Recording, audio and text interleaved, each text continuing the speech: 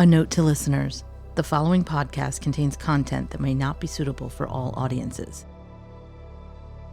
The basic message for the inmates was, don't even think about escape. Don't even try, because we're going to catch you. One way or another, we're going to catch you. Either one of the snitches in the prison is going to rat you out, or we're going to find it ourselves, either through carrying contraband or the head counts, which is about every hour.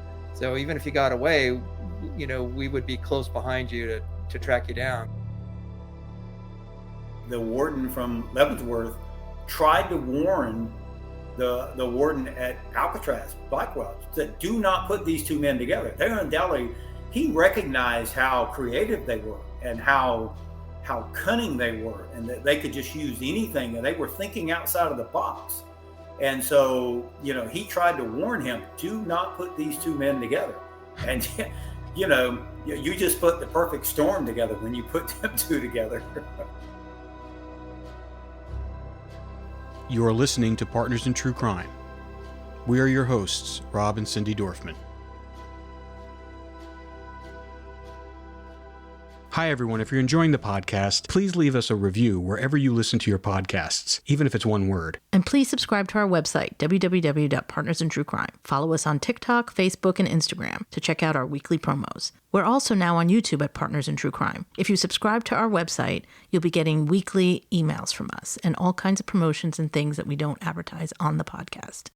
We appreciate all the great reviews, so please keep them coming as well. Just go on to Apple Podcasts or Spotify, drop us a review, subscribe, and tell your friends about what we're doing. Also, feel free to take pieces of the podcast, share with others. Our goal is to get the word out to as many people as possible, so thank you. Also, we are currently looking into the case of another young victim in Oklahoma, which seems very suspicious. 8 months ago, on September 4th, Noah Presgrove was 19 years old when he was found dead on a highway near Terrell, Oklahoma.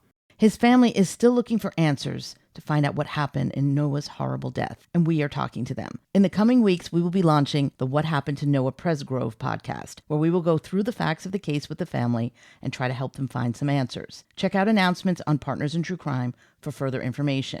On today's podcast, we continue our deep dive discussion on the legendary escape from Alcatraz. A year before the ANGLIN brothers escaped Alcatraz, they began planning their escape, and they weren't doing it alone. With the help and guidance of a few other inmates like James Whitey Bulger, Mickey Cohen, and Frank Morris, they created a systematic workflow that would be followed like a religion. The irony about Alcatraz Island was that the conditions inside the prison weren't that bad. In fact, they were a lot better than many of the other prisons that the brothers spent time in, which gave them access to the material and resources that they would eventually use to escape. Today we're talking again with Mike and Ken to hear the story of what it was like living inside the prison on Alcatraz Island. All right, we're back again with Mike and Ken on our journey through the escape from Alcatraz. And as we all know, Ken's uncles were the guys who escaped, both of his uncles. And I just wanted to kind of give a little recap. When we started we just got onto the rock. John had just got on there, and I think Clarence would just got on there too. And they put him in. Believe you said they put him in separate cell blocks, but they quickly were able to get jobs in, what was it, the laundry room? Actually, it was the cafeteria to begin with for John. Cafeteria. And eventually, Clarence would go into being a barber. And then at some point in time, John would transfer over into the clothing room. Got it. When I was going through the book again today, just before we started here, in the beginning of that chapter, there's a lot of letters from John back home, kind of explaining what it's like there. And it doesn't sound like he's talking about prison. He seems pretty happy. He seems pretty content. He talks about how the weather, he says a little cold. He goes, the sea breeze reminds me of home. And he goes, everyone's pretty nice here. And the food is good. And I was looking through the regulations book, and it looked like they said that normal prisoners would only get about 2,100 calories a day, but the inmates at Alcatraz got 3,000 calories a day. And apparently it was considered some of the best food in the federal prison system. So I wanted to talk a little bit about what life was like there in comparison to the other prisons that they were, because obviously it was different and it wasn't as bad as you would think it would be. Yeah, that was the one thing that I picked up on John's and Clarence's letters that they wrote from Alcatraz. Was they did reminisce a lot about how it reminded them of home, the salty air, and I was even very shocked at one of Whitey Bulger's letters when he talked about being he was in Leesburg Penitentiary at that time, and I guess it was just a horrible place to be. And he said at night he would reminisce about being back at Alcatraz, like he really wanted to be back there. And I think a lot of prisoners look back on it compared to other prisons that they were in, and it was actually a very nice place to be. I mean, you had your own cell, like you said. The food was awesome. Where else could you sit outside and look into the San Francisco Bay, look at the Golden Gate Bridge, and look at downtown San Francisco? But at the same time, it was like a double-edged sword, I would think it, and according to Whitey and to some of the other prisoners, because you could look out and you could see freedom, and it was almost like it was able to touch it, but you couldn't quite grasp it. And you could hear the sounds and you could smell the smells of the hot dogs so at one point I would say it was probably one of the best prisons that John and Clarence ever went to. But then on the other hand, it just reminded them of the freedom that they didn't have. Yeah. So Mike, let's talk a little bit about, because you guys go into some of the mechanics of what that place was like their daily schedule. And I don't think you have to go through everything, but I think it's important that people understand, it was, like all prisons, it's very regimented. Their time is completely, monitored, and, they have to be certain places at certain times, literally right down to the last every 20 minutes. So if you're going to give the listeners kind of an idea of what they would be, John and Clarence would be experiencing during a normal day at Alcatraz. Yeah, their life was every waking moment was basically accounted for. They woke up at approximately 7 o'clock every morning or a little bit before. They were expected to keep their cells clean. They had a booklet, rules and regulations that was, I think, 50, 60 pages that laid out all the requirements that the inmates were expected to know forwards and backwards. So any infraction of the rules would usually deal with some kind of a punishment. They basically only had a few rights as inmates. They had a right to housing, of course. They had a right to food, and they had a right to medicine. Everything else after that had to be earned. If you wanted work privileges, you had to earn it. If you wanted to be a trustee, you had to earn it. If you wanted to go, they had movies there, you had to earn it. If you wanted access to the library, you had to earn it. And so they sort of dangled the privileges in front of them that if you behaved and, didn't cause any problems, then life became more pleasant as you went along. And so when they got up, they were expected to be clean shaven. They gave them razors, which would actually play a part in the escape, when they started formulating their plan, because that was a nice tool that they needed to create the false grills in the back of their cells.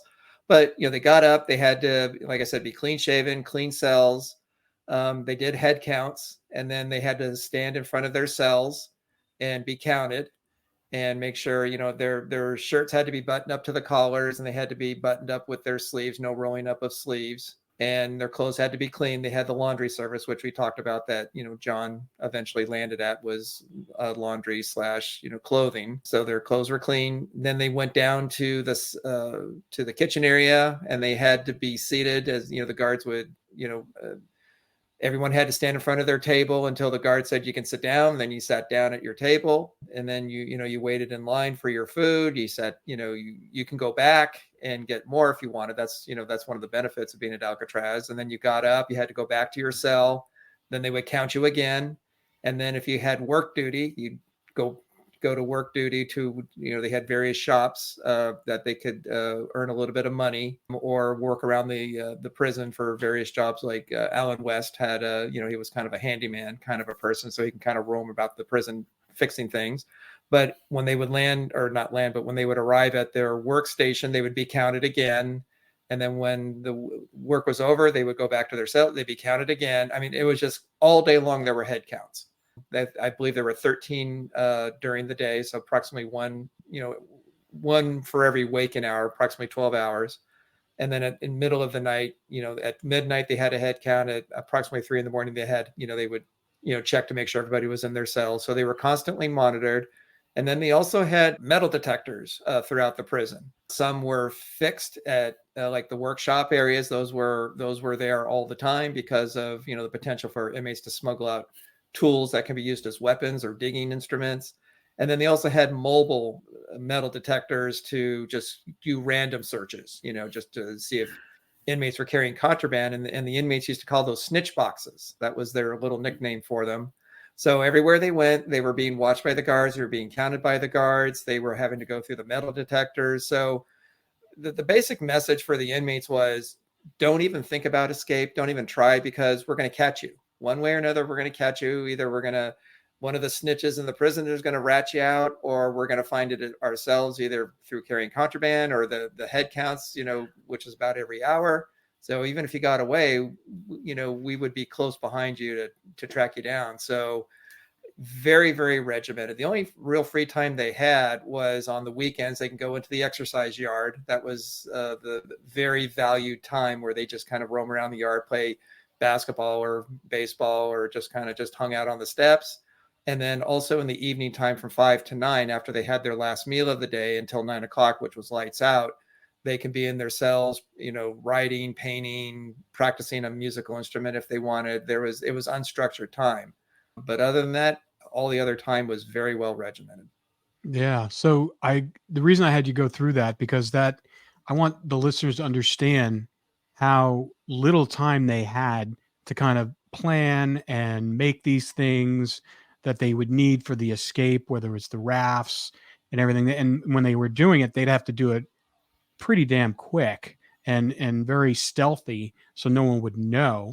And the fact that they did it in a year and a half after they pretty much were in there is pretty a monumental task.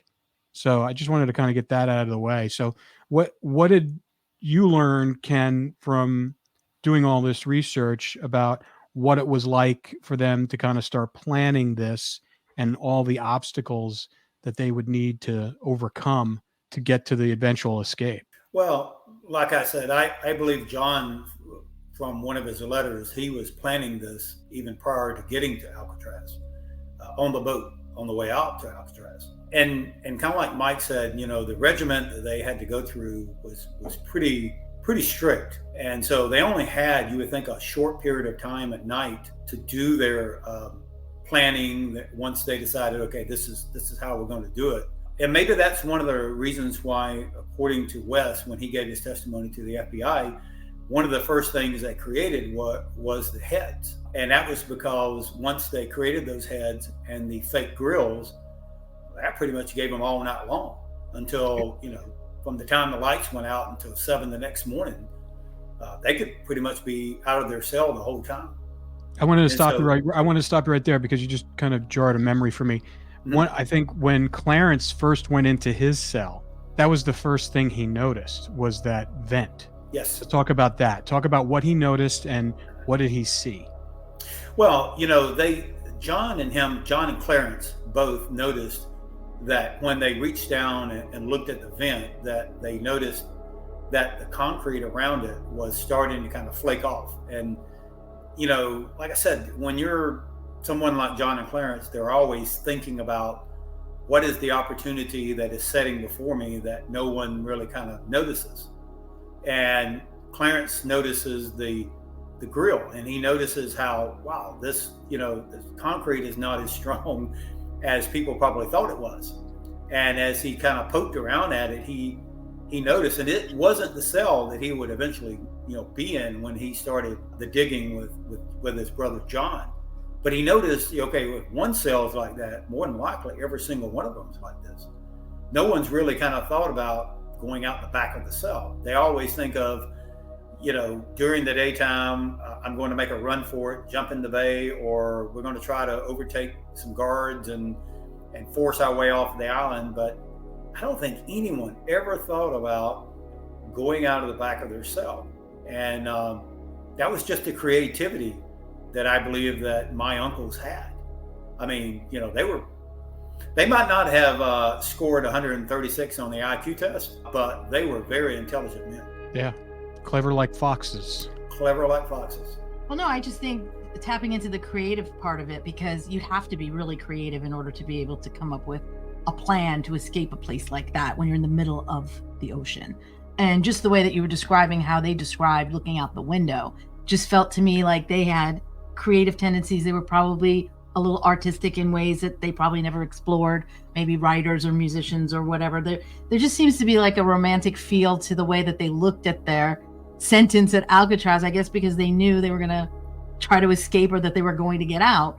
But how did they manage to get the materials? This is the part that baffles me.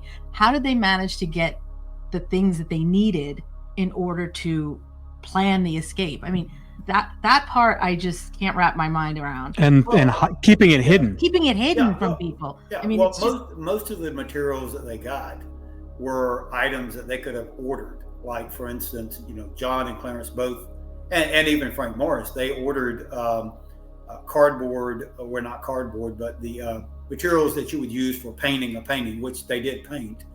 And they would use that not only to paint with, but they also used it to create the fake vent. They had several of them that they would put together. So there were a lot of materials that could easily just been, you know, acquired by just asking for this material. And like Mike said, the razor, for instance, that was an item they already had in their hands. The soap that they used to keep clean with, they used part of that. And so a lot of the items were already kind of in their disposal of tools that they could use. That was one thing that I believe that set John and Clarence and even Frank Morris apart from the other prisoners, is that they didn't need to order a bunch of stuff or steal a bunch of stuff in order to make this escape occur. They just used whatever material was around them, pretty much like they did when they were growing up. You know, we discussed earlier how that John and Clarence both would create toys for their siblings to play with. And it wasn't that they could go down to the local Home Depot or Lowe's. There was nothing to go to. They just simply picked up stuff, you know, out of a scrapyard or something that was lying around the house, and they invented stuff from it. So you can kind of see that same ingenuity and creativity when you read the FBI files, and they're like blown away, like, you know, creating a periscope. I mean, who would have thought of using that, or creating a homemade flashlight? I mean, I can't even imagine how to create something like that. And yet they were able to reach and grab certain materials, and they go, "Hey, I know how to do this." Or, gosh, I mean, yeah, it just blows my mind sometimes when I think of what they created and how they used each of those tools. Just to add to that, like for the dummy heads, for example, one of the things that they did was from the library, they had access to magazines. And so they can, you know, check out magazines and read them in their cells. Well, one of the things that they did to not be too obvious about cutting out pages and using the paper for the paper mache is they actually focused on the little cards, the little ad cards to renew your subscription that everybody hates, nobody wants. And so they pull those out. And then when they were digging their cells, you know, they're digging concrete and they're creating like little concrete dust and little bits of concrete. Well, they use that as sort of like a form of cement. You know, they mix it with water, and like Ken said, they had the soap, and so they would use the paper, the soap, the concrete, and that's how they were able to form the dummy heads. And of course, they had the painting set that they used to paint. And Clarence was the barber, so that's how they got the hair. And then through Alan West, you know, because like I said, Alan West, you know, had a lot of repair materials. He had glue. So they can use the glue to glue the head on top of the heads. And then with the razor blades, what they did was, you know, when you have a binder, you know, that has a hard cover on it, well, it's a cardboard cover front and back. Well, that's how they used that's how they created the fake grills, was they cut the cardboard to the dimensions of the grill. And then they glued it with the glue that they had. And with the razors, they were able to cut the little crisscross pattern to replicate, you know, the wire that was in the back of the cell. So from a distance, you know, so they can do very precise cutting with those razor blades.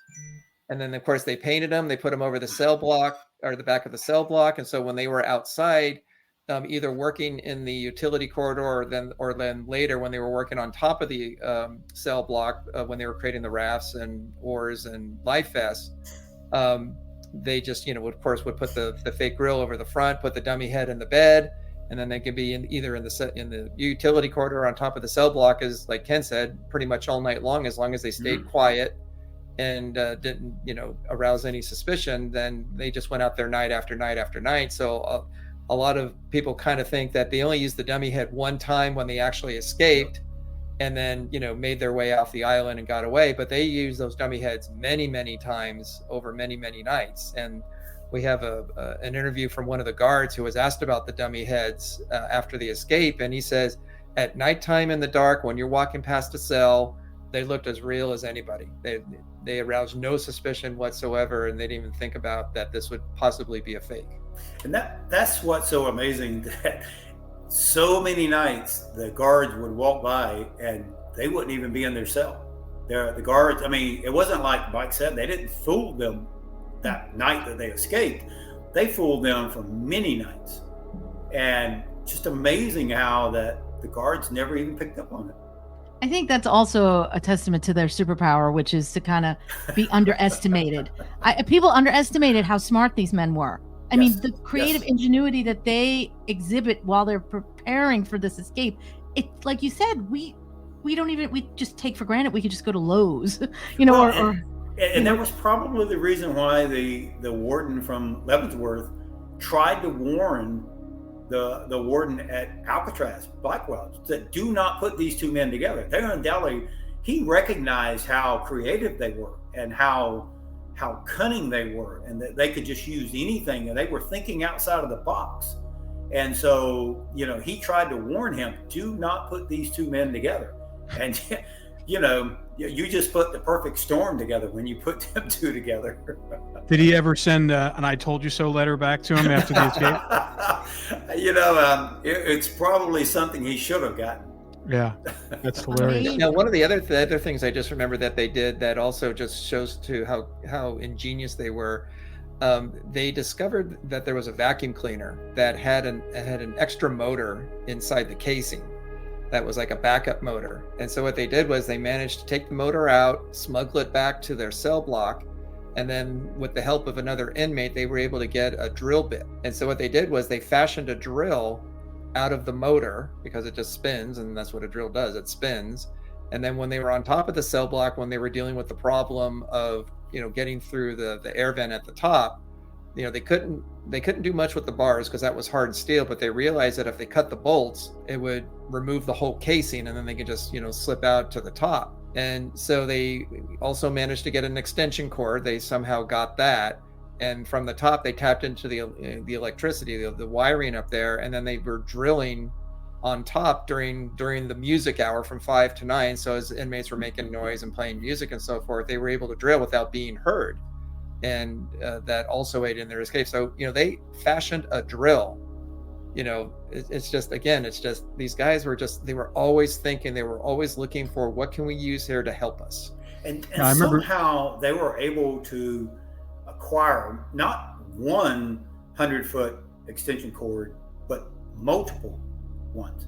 Like, how in the world do you allow a prisoner to have access to an extension cord? I mean, it's like, and then the materials that they left behind, because when they finally got up to the top of the cell house, and I mean, there were items that they had put into a bucket and put cement into it, I don't know why they were trying to cover it up. I mean, once they were gone, they were gone. But there were many items that they left behind. And so just think about all of the items that they were able to acquire, and they assembled like this workshop up on top. Yeah, there's a lot of photographs of the stuff they left behind. I mean, I've seen them, and we'll put them up here when we're talking about them. But yeah, there was a ton of stuff, and like everything from, and a lot of it was like literally, like you said, it was fashioned out of everyday things, anything they could use, and like they would like fashion these tools for one specific type thing that they needed. Right. And then they'd have like 10 others tools that would do little things as well. And to me, when I first did the show in 2015, and I was working with this U.S. Marshal, we talked, when we're talking right now, we're talking about the detail that they took and putting together this escape, all the material that they used, everything that they did. And I asked him, I said, do you really believe that if they were that detailed in planning this escape, getting down to the water, and then they were just going to go, okay, what do we do now? Like, they didn't have a plan? Like, anybody who believes that they just got down to the water and said, oh, let's just put the raft in the water and try to make it to Angel Island. That's our plan. It's like, if they were that detailed in planning it and creating this and getting down to the water, I promise you they had a plan that was already in place they were going to use once they got to the water. Did the prison know that they had relationships with all these people, Frank Morris, Whitey Bulger, Mickey Cohen? They didn't. They had no clue that these guys knew each other. Nope. Not until they started interviewing the prisoners, and that was something that I think was so key to me when I first started doing the research early on. I put down all of these interviews that I read in this FBI file into three groups. They interviewed prisoners, and then they interviewed family members and friends, and then they interviewed the public. And I believe once maybe a year or so, they started realizing, probably right after Alfred's death, because that's when they interviewed Alfred's cellmate. I believe that's when they first realized that Mickey Cohen was involved in this process, in this escape. And I don't think they knew it up until that point. And that was a couple years after. Alfred died in the first part of 1964. So the interview must have taken place right after, because as they're interviewing his cellmate, he references Alfred's death. So I know Alfred had already died, which was totally shocking and amazing that they would interview every single prisoner in Alcatraz. They would interview prisoners in Leavenworth, Lewisburg. They even went back and interviewed prisoners in the state prisons that they were in, but not one time, unless they purposefully left it out of the FBI files, there was no interview that they ever did with Alfred. Wow. What in the hell are you thinking about? And later they learned that not only did he know what happened to them, but that they even told him through a letter early on. John did, or either Clarence, one of them. Doesn't say who notified him, but they let him know that they were planning, not that they were doing it, but they were planning an escape from Alcatraz. So yeah, I read, knew about it. I saw that, and I saw how that it kind of slipped through the censors, that one. Well, they used to do, their code that they would use wasn't like in a written form. Hey, I'm escaping Alcatraz, or we're planning. They would use code, which we found out more or less like a line. They would have 3 lines from what we understood. And each line represented something, and the length of the line represented something. And so if you saw 2.5 lines, it meant, it might have meant, okay, we're in the process of doing something. If it was 2 lines, it meant, all right, we're fixing to do something. And if it was 1 line, we've already done it. So it was different ways that they would code stuff into the description of what they were doing that probably a regular individual, it's just scribbish, And then when did they come up with this plan, this code? I mean, obviously they did it as kids. This was something that they did from the very beginning. They would, my uncle, who we later would find out would be a part of this process, he even told in an interview that they had codes of calling each other, and they would let their phone ring X amount of times, and then they would hang up, and then they would do it so many times meant something to the other one. And so they had all these different secret codes that they would use with each other. They were like, oh my gosh, I'm trying to think of the movie where they had this code system. It's spycraft. It's like spycraft. Yes. And they would use that to communicate with each other. So even if one of the prison guards who were reading the letter, it would have meant nothing to them, but it meant everything to Alfred, because like I said, his cellmate said, Alfred told me early on, even way before the escape, that they were planning it. And he said, Alfred told me he did not hold out a lot of hope that it could be done. Skeptical about custom beauty? I get it. My feed is flooded with customize this, personalize that. Everybody's promising to fix my split ends, my dry skin, and my fine lines. And you know that all these products I buy, none of them have worked. Lots of products she buys. But now I'm so excited because I get to share this with you guys. We have partnered with pros, and when they say custom, they actually mean it. It's not a gimmick. Your formula does not exist without you. And each and every bottle of Prosed custom hair and skincare is made to order, personalized with a unique blend of naturally powerful and proven effective ingredients to meet your needs. They have this in-depth consultation that analyzes 80 factors for a complete view of you, your life, and your beauty goals. Wow, that's a lot. And they get personal. Pros gets to the root of the problem. They cover everything from your diet, concerns, to exercise and stress to uncover what's impacting your hair and skin health. I love the fact that they even asked me for my zip code to assess the hard water, because that's a terrible problem in my neighborhood. And how, oh my God. Hard water. Right? We have really bad hard water. Really bad. So, and then they also tell you how this impacts my hair and my skin. And then they recommend an entire routine of truly personalized products that were not created until after I placed my order. So there's nothing pre-mixed, nothing off the shelf. And I know this from experience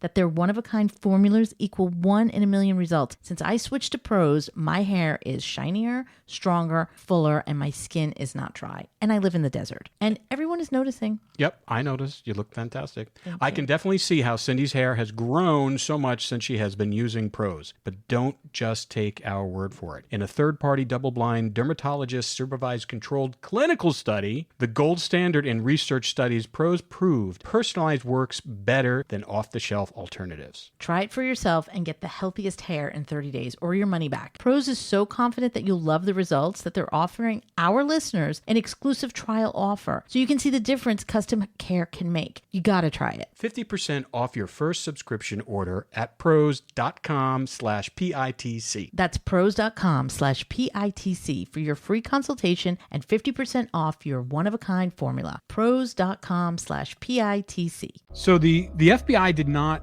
question Alfred at all after the escape, If they did, it was never recorded down. except for that what we believe and what you believe is when he was probably interrogated after the fact, which led to his death. electrocution death. Yeah. Right. And this would be after he left Atlanta, and he was now in Kilby Prison in the state penitentiary in Alabama.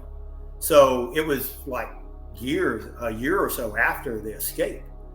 But what is just so amazing is that when you go back and you read all of the documents that are in the FBI file, they interviewed every single family member, relative. The only name that was ever redacted was Alfred. They mentioned his name as a family member, a brother. But when you go into to all of the listings that they did of the interviews with either the family members or with any of the inmates, Alfred is never interviewed. Now, like I said, he could have been interviewed, and they just never put it into the files. I would love to know if that ever occurred. But as we go back and you look at that interview that they did with his cellmate, then when I read it and I realized what was going on and what was being said, my Uncle Man comes to see Alfred right after the escape when it was told, I think we mentioned this, that, Alfred was gloomy. He was upset because, who wouldn't be? You just got through reading that your two best friends, your brothers, were dead, and he's probably believing this. And then all of a sudden, Uncle Man shows up and tells him something that his cellmate said just turned him around. Like he said, Alfred was his old cheerful self again. Like he came out of that meeting and he was like, oh, not only do I know that they made it, I even know who helped them. So Uncle Man tells him that Mickey Cohen sets up a boat for them to get on in the middle of the bay. And so then I started thinking, oh my gosh, no wonder out of all of the family members that the FBI interrogated, when I say interrogated, threatened with jail time. think about this. The next morning, all of my relatives are threatened that if you know anything about anything, if you know where they're at, if you have any knowledge of their escape, you're going to prison. Threaten them with prison time. And so all of those people, nobody was polygraphed except one brother. And it was the brother who went to see Alfred a couple of days after the escape and told him that they were okay and that Mickey Cohen had helped. He's the only family member that has ever been polygraphed. So I guess he passed the polygraph. You know, the last time, so not once, but twice, the last time that he was polygraphed, the U.S. Marshals came and picked him up and didn't tell him where they were taking him, took him, he told the story to us. So they took him off and asked him a bunch of questions. He never told us what the questions were. And one of my aunts said, well, did you pass? And he said, well, I guess I did, but I'm not sure how. I was like, what? They never came back and asked him again. They never came back and picked him up, never did it again. But of all of the family members, he's the only one that ever gave him a lie detector test. Wow. And I never understood why until I read that FBI document. And you know that they had to know that he was the one who came to Alfred and told Alfred, yes, they made it, and who helped him. Wow. So, and you got to ask yourself too, how in the world did Uncle Man know Mickey Cohen? I mean, this is a guy, and I mean, how did he even know who he was? And why in the hell would Mickey Cohen help my two uncles? Yeah. Why would he do that? Well, do you think Fred Breezy let him know? You know, either when Mickey Cohen got out on the bond, you know, back then, like I said, they didn't have tracking systems. There was no ankle monitors. There were no ability to track someone from, you know, flying through an airport and we can do facial recognition. You either were probably tailed by an FBI agent or, you know, if that was how they were keeping tracks of him. So whether or not he is the one who actually went to Ruskin and met with my Uncle Man, or whether or not he got in touch with Fred Breezy, and Fred Breezy is the one who came and met with Uncle Man and said, okay, your brothers need help. Mickey, you know, we're going to set a boat up out in the middle of the bay starting at a certain period of time.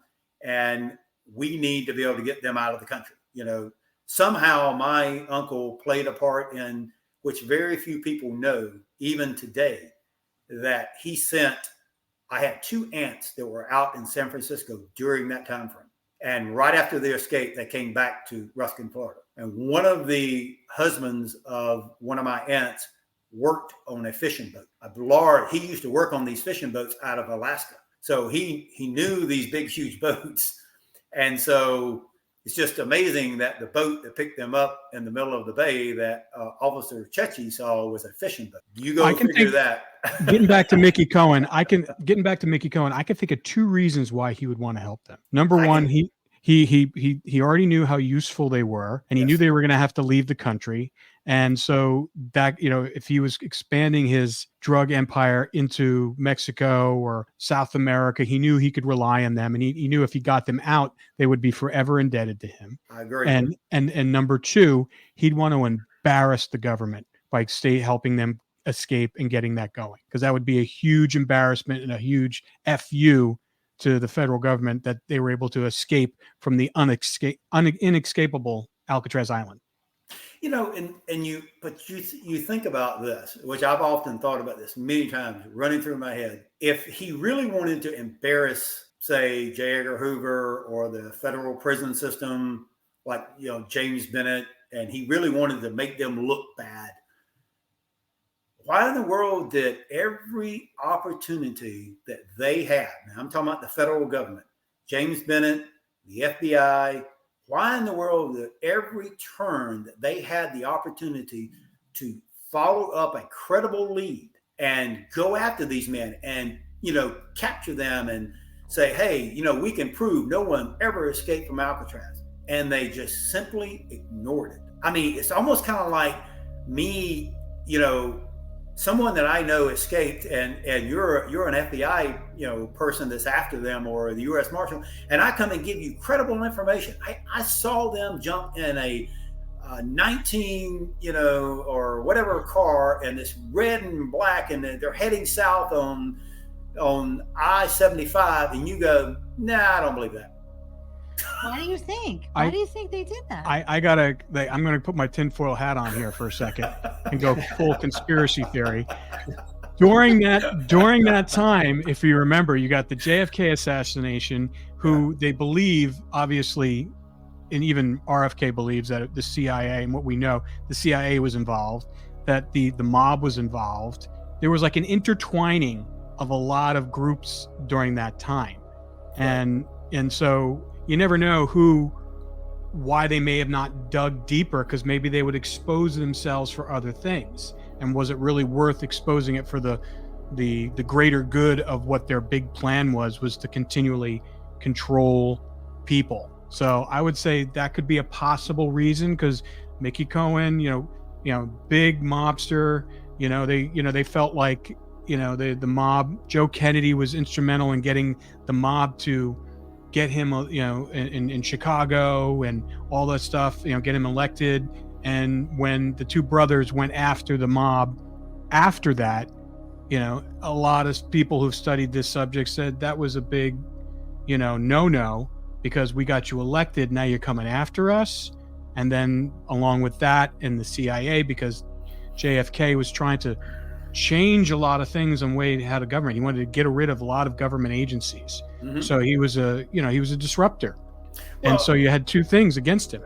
Well, so again, think about this. Think about if you were a criminal and you're sitting in prison and your lawyer wants to bond you out because they want to do an appeal. Do you think right now that he would have any chance going to John Roberts, the Justice of the Supreme Court, himself, and him signing your bond for you to get out of prison? Do you think that would happen today? No, absolutely not.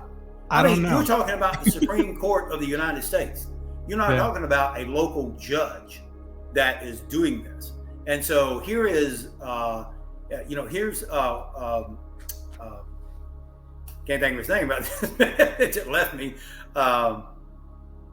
Mickey Cohen, okay, mm-hmm. He's in prison, and the Chief Justice of the United States of the Supreme Court signs his bond for him to get out of Alcatraz so that he can go appeal his case.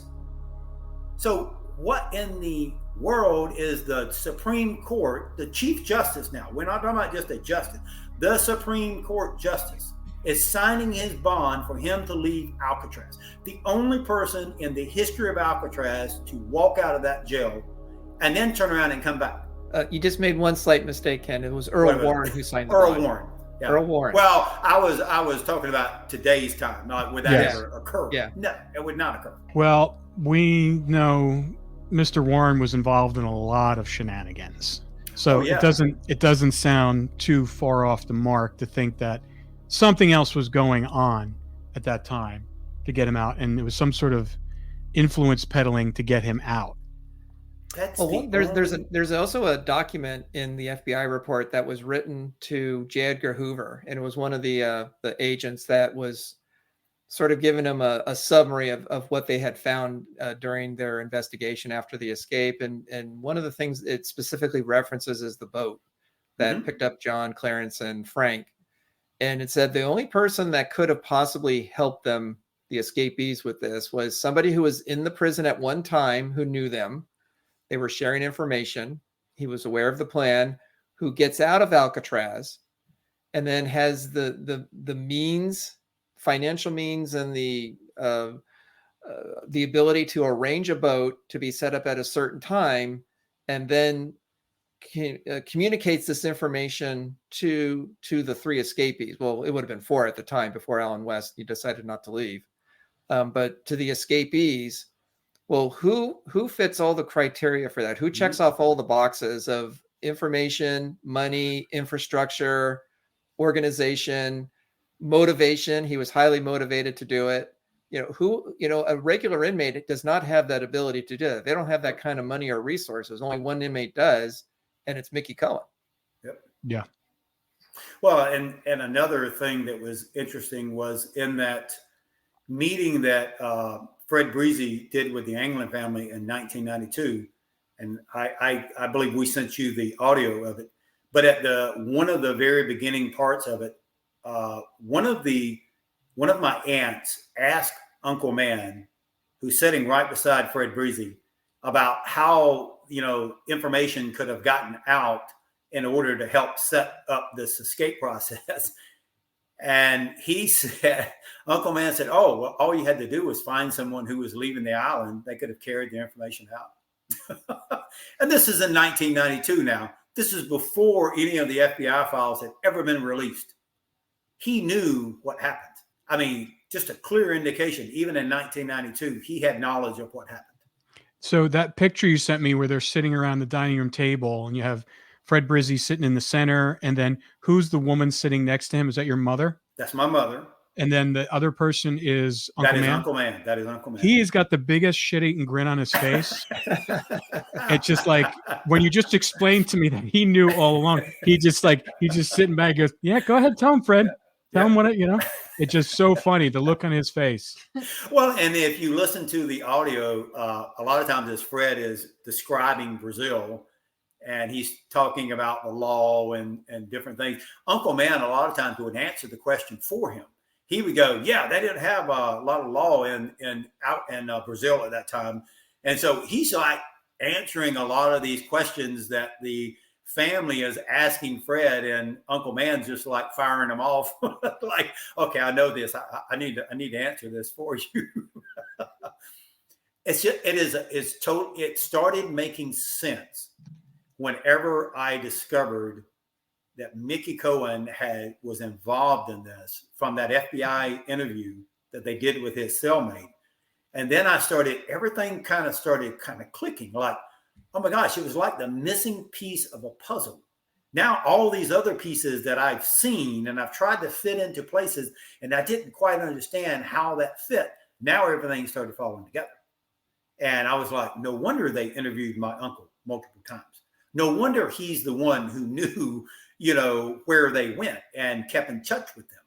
It's like, they didn't want other members of the family knowing this because, like I said, they were threatened with jail time. I mean, can you imagine how frightened and scared every single one of them was in the 1960s? Oh my God. The federal government is coming to you, they're poor. They have no means of hiring a lawyer, and they're coming in and threatening you with going to prison. Yeah, every single one of them, my uncles knew right then, do not share anything with any family member. And nobody was ever told until much years later. Except for Uncle Man. Uncle Man is the only one. Well, he's the only one they ever interviewed either. Once they found out that it was him, they realized, he was the key to this thing. Wow. How long did Uncle Man live to? Oh my gosh. He was in his 80s, his early 80s. He didn't live that long. He died, I believe it was in 2009 is when he died. And on his deathbed, as he's dying, he tells my aunt and my mom, the only two living sisters alive today, that he had been in contact with them for 25 years. Wow. That he had been in contact with their brothers, not to worry about them. They were fine, and he had kept in contact with them for over 25 years. Wow. So on his deathbed, he confessed to them that, he pretty much knew where they were at. So your mom is still alive? My mom is still alive, and her younger sister is still alive, not in very good health. Oh, okay. I'm sure she's aware of you been doing all this. She is. What does she think of it? She's, sometimes her mind's not as good as it used to be. I'm taking her a book this weekend. She wants to read it. She loves anything that keeps her brother's memory alive, because she believes, just as I do, that history rewrote what actually happened, and it was based upon the Alcatraz movie, people writing books that really didn't have any knowledge of what actually happened. It's like Mike said he wrote in the beginning of our book, when people don't have the information, they tend to fill it in with speculation and theories. And just like I was talking to Mike about someone saying, well, they were making a comment about how we wrote the book and didn't really kind of portray Frank Morris as the mastermind and the brains. And they said, it's well known that he was the mastermind. And I'm going, well known by who? I mean, who actually said this? Unless you read the FBI files, all you're doing is taking something that someone else regurgitated and said, well, this is my theory about what happened because he's got 130 something IQ. He undoubtedly must have been, but nowhere in the FBI files does it say that. And in fact, it says just the opposite. Exactly. That's what I was going to get alluded to, because that's what it does say in the FBI files. It says that, they underestimated who John really was, because John was the mastermind. Yeah, even one of the prisoners that they interviewed later on said, well, if you want to know who was actually in charge of this, John Anglin would have been the leader if there was anyone. And then, of course, John is the one who mentions about, using the prison boats as a means of getting off the island early on. And then he's also the one who mentioned about having alternate clothes. And so, John and Clarence are the first ones out of the back of their cells. They're the ones who make all the dummy heads. They're the ones who make all the grills. And when you read Alan West's, and I'm not trying to take away from Frank Morris's contribution, he was very good in this. But even Alan West said that he didn't even invite Frank Morris until after the escape had already started. But then you hear other people say, no. Clint Eastwood had it all right. Frank Morris was the brains and the Anglin brothers were just lucky to go along. Well, I really believe that's because their superpower was that they were able to make people underestimate them. I totally agree with that. Totally. They were underestimated. People didn't realize who they were. Yeah. The fact that in the book, it talks about when they're there at Alcatraz, they kept a really low profile. Mm-hmm. They were pretty stoic. And so they kind of blended in, and everyone they didn't make any noise. They didn't, so they were like camouflaged in there. I agree. It was a match made in heaven with them. Yeah. And it's funny now, because when you think about it, when you start looking, because we had no clue about how many times that they've been escaping from places since they were, little kids, and that the fact that they had that capability to just figure out how to get out of someplace and just kind of, all right, find the weak points. And that's what, they learned that. Like, I go back to the 10,000 hour rule from Malcolm Gladwell's book. They had been doing it for so long, it became a reflex. Mm-hmm. And I just think it's great that the book really kind of illustrates all of that. And I think, and that's why I urge everybody to go out and buy the book, because it really, we're only scratching the surface here talking about this. There's a lot of details that I can't, that just come up. And I think it's really interesting that not only did they get out, but they were able to live out the rest of their lives. Do you know how long they probably lived in Rio? I really hope one day when Mike and I discover their relatives, and we are truly trying. I've been trying a lot of different avenues to reach out to people to see if we can find. I really don't know how long they lived. I just kind of base it upon how long the other Anglin brothers or their brothers would have lived. I know all of my uncles never really kind of made it past their early 80s. Some of them died in their 70s. My mom is, and her sister are probably definitely are the oldest ever living Anglin members. My mom is about to turn 89, and her younger sister is 87. From all that I know, my grandfather lived to be 92, so he was the oldest. I really seriously doubt that they're alive, unless maybe John, if I had to put money on anybody still being alive today, it would probably be John. That's amazing. Yeah, Frank Morse would be, he was born in 26, so he'd be 98 right now. So he's probably gone. And Clarence was a lifelong smoker. I mean, even in the picture, the famous early 70s picture of the two of them in Brazil, you can see in Clarence's pocket, he's got a pack of cigarettes in his pocket. Mm-hmm. You can see the little square outline. So, he probably died before John did. Probably, well, we don't know when, but younger because of all the smoking. We need to find him.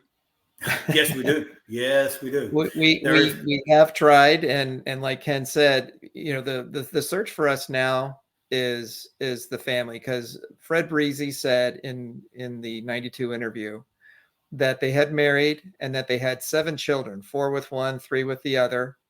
So this is in 90s, early 90s at the time. So, by now those children would have had their own children. So there'd be grandchildren. And fortunately, Ken has been able to use his mother's DNA, because she's obviously the closest living relative to the brothers, their siblings.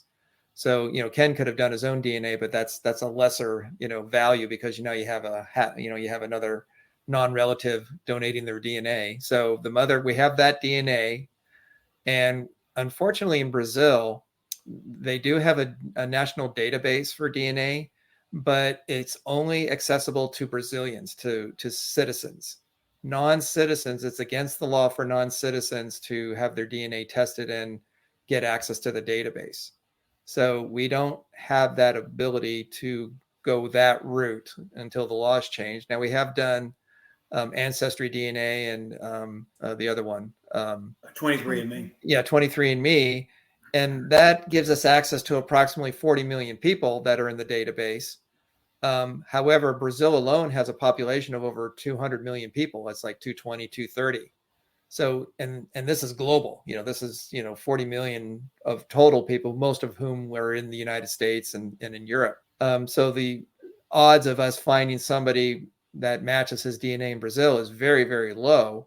So we're trying to find other ways to try to get family members to come forward to say, yeah, I think that was my grandfather, that was my father, or kind of a thing. And not successful yet, but we're pursuing that.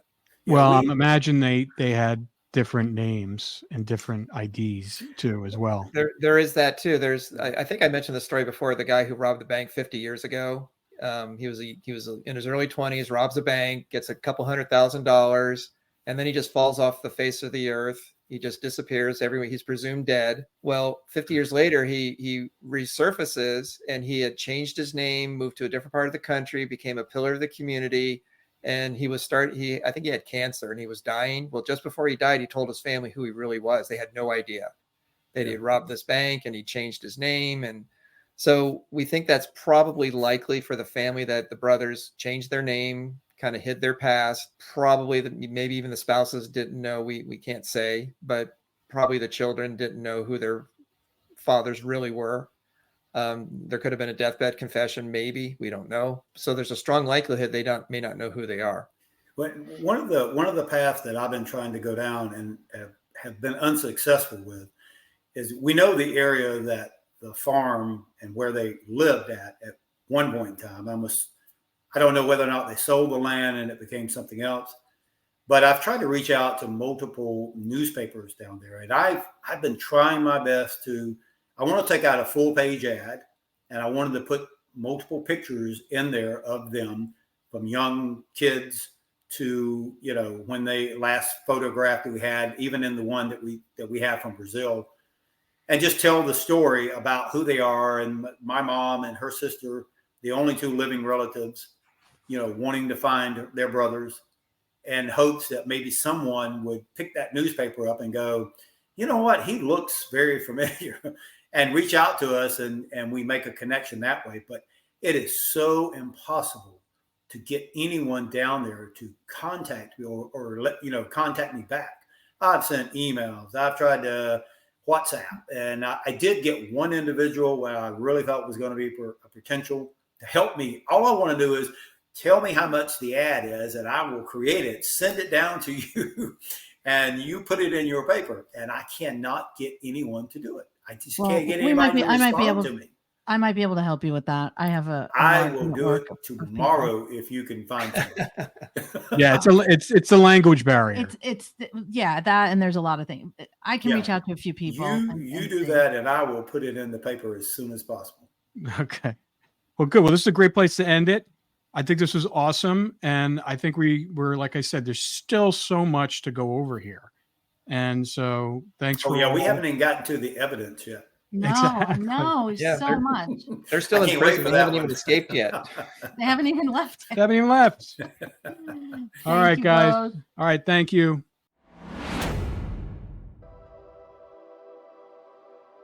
Please visit our website where you can subscribe to the podcast, find show notes, and check out extra content from all of our podcasts. All rights reserved. This has been a production of 722 Media Content.